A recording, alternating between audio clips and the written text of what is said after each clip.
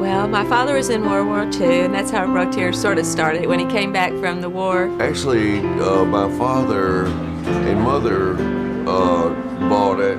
They were running a filling station down the road, but then this came vacant, and they rented it and took it over.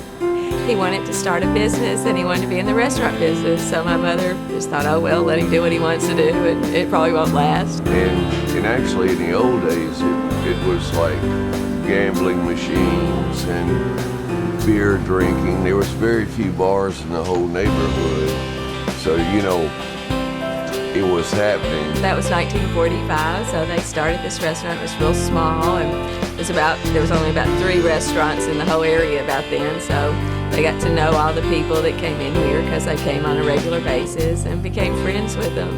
In those years, late 70s and 80s, was hardly any restaurants, there was no liquor in any of them, and everybody was just drinking beer. And to them it was just, meeting people, and they loved people and enjoyed, everybody that came in. And it was just sort of my father's dream. That's what he wanted to do. And then then they started making these cheeseburgers, and everybody just went crazy over these cheeseburgers. Well, of course, everybody's had one on a hamburger bun. And my father just sort of started, my mother said, just trying different things. And I think Sunbeam, which I don't know if it's even in business anymore, it turned into Louis Bakery or something. They started making a French bread. He thought the bread was really good. So he just happened to put a cheeseburger on it one day, and he thought, well, this is pretty good. He liked it. So he started, letting people try it. Actually, right now we get it from a French bakery, and it is the best I've ever had, But what we used to have was standard American poppy seed bread, My favorite thing to eat here would be the cheeseburger on French bread. Definitely.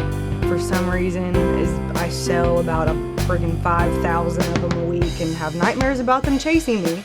But they are they're awesome. I win the best in town every year. I have before even the scene started, when it was Nashville magazine or just a Tennessean, I've always won the best cheeseburger in town, but I don't know why that, and everybody comes in, they says, do you really have the best? I said, I have no idea. I said, I've never ate one anywhere else. I said, why would I go somewhere and order a cheeseburger? I think the scene started voting, for the best hamburger in town. That's probably been maybe 18 years ago or something. That's when we really started getting really noticed for just being, having the cheeseburger on French bread, because they started voting, Nashville started voting us the best cheeseburger, and it was kind of exciting, and it brought attention to this place in a different way than it ever had before. I guess it made us go further out. But people tell me they might be in Europe or somewhere and they have on a Rotier's t-shirt, and people go, I've eaten there. And they come and tell me those stories. They're like, okay, that's cool. The grilled ones, that's old school stuff, that's just, that's just from the old school, that is how, you'd go to a drugstore in 1950 and order a cheeseburger, and they'd throw it like a grilled cheese, that would be how it would be, and that was old school stuff. But that, actually, I sell as many of those as I do the French bread ones. The one on the grill bread, there's a guy that comes in here, and my mother can't deny this. She says she really doesn't remember. But he said that he just wanted a grilled cheese, and then he wanted a hamburger, so he got him to put the hamburger on the grilled cheese, and there was invented the grilled cheeseburger. And whether that's true or not, I don't know. I've been grill cooking back up for as long as I've been here. I ain't do that blindfold, there ain't no problem. No, we don't want to try to change. No, we just try to keep everything plain and simple. That's it.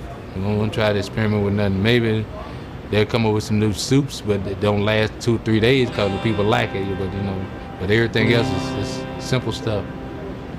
When my parents first started this restaurant, of course, most of the people the basic people that worked here were my mother and my father, and they would hire college kids like to wait tables and that kind of thing. And then when my brothers and I got old enough to work in the restaurant, it was really a family kind of place, and we would have very few people out in the restaurant that weren't family. And then of course all the cooks aren't, but a lot of the cooks that are here today, their mother was here when my father and mother first started the restaurant. Yeah, everybody's in the kitchen related one way or the other. It's a big family. Rotier's is the definition of the most confusing family situation you could ever be in.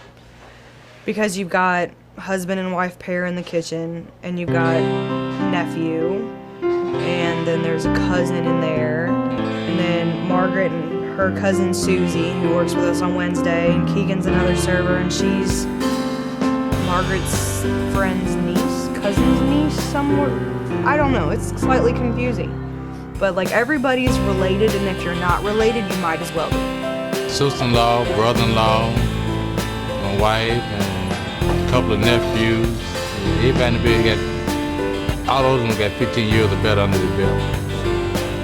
We're not new to it, we're true to it. Just knowing that how long we've been here and all the stories you hear and all the people that come through the door, that's really cool. That's worth all of the. This is a crazy way to make a living, but it's worth as much. The people that just the thought, like when Vandyland went out of business, just the thought, like somehow a rumor got started that we were too, and just that thought, you wouldn't believe the people that came running over here to make sure that it was a rumor. And the people that were like freaking out about it, we were like, damn, people really, really love this place, And all the generations of Vanderbilt kids that have come through here over the years and stuff. So, and my mother always says she guessed she was wrong because we've been here for 62 years.